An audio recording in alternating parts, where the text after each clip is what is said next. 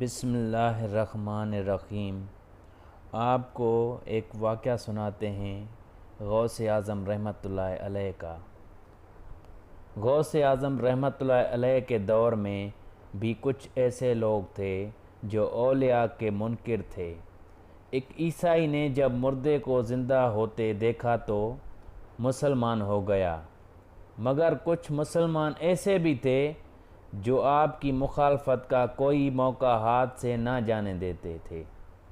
اب جو انہوں نے سنا کہ غوث اعظم رحمۃ اللہ علیہ نے ایک عیسائی کو مسلمان کرنے کے لیے مردہ زندہ کر دیا اور اس کے اٹھنے سے پہلے ہی آپ نے بتا دیا تھا کہ یہ قبر والا گیا کرتا تھا، وہ غوث اعظم کی عظمتوں کے قائل ہونے کی بجائے مخالفت پر اتر آئے۔ کہنے لگے بھلا قبر سے مردہ کیسے اٹھ سکتا ہے، اور وہ گیا کرتا تھا یہ پتہ کیسے چل سکتا ہے۔ ان بے ادبوں نے ایک منصوبہ تیار کیا کہ ہم لوگوں پر ظاہر کریں گے کہ غوث اعظم رحمۃ اللہ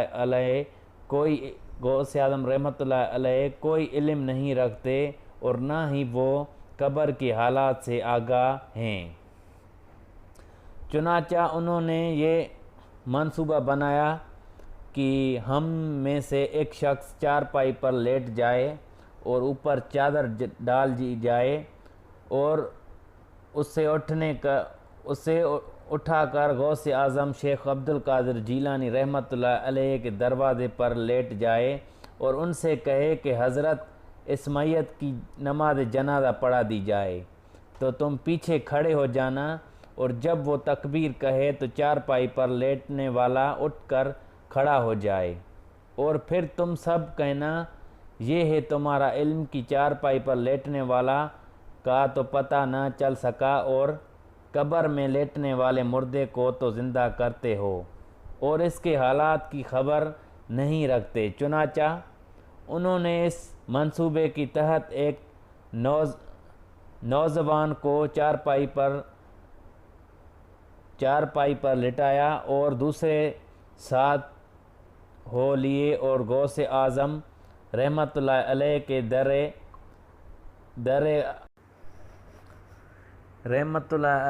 در اقدس پر آ گئے اور کہنے لگے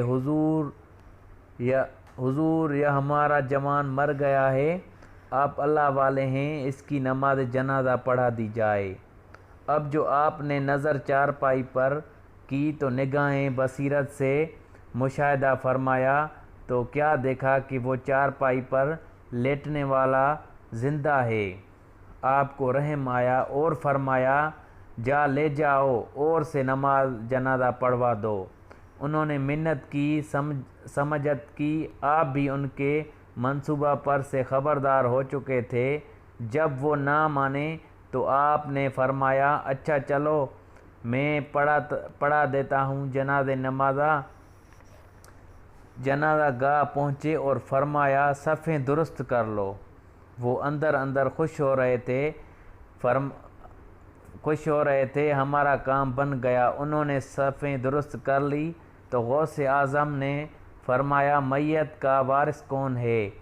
بعد قسمت سے اس کا باپ بھی ان میں موجود تھا۔ کہنے لگا میں ہوں۔ آپ نے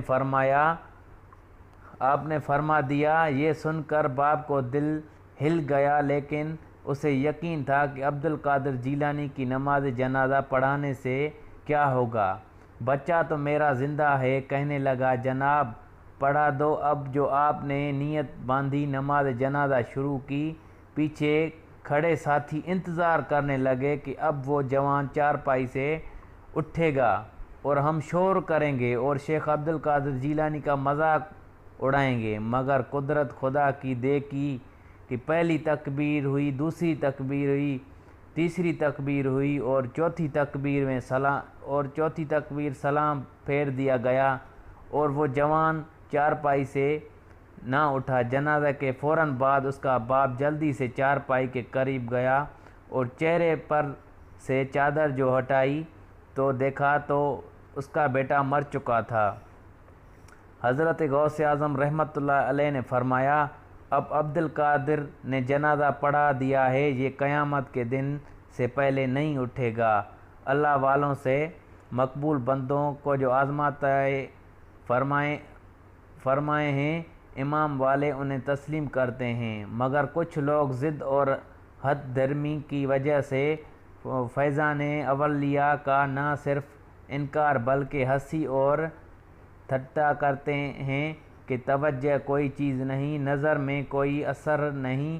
وہ لوگ بری نظر کی طاقت کو مانتے ہیں کہ بچہ بیمار ہو گیا، اس پر نظر بد پڑ گئی ہے، مولوی صاحب دم کر رہے ہیں کہ بری نظر لگ گئی ہے۔ میں کہتا ہوں کہ اگر بری نظر انسان کو بیمار کر سکتی ہے تو اچھی نظر سے تندرست بھی ہو سکتی ہے۔ بری نظر اگر برباد کر سکتی ہے تو اچھی نظر آباد بکھر سکتی ہے۔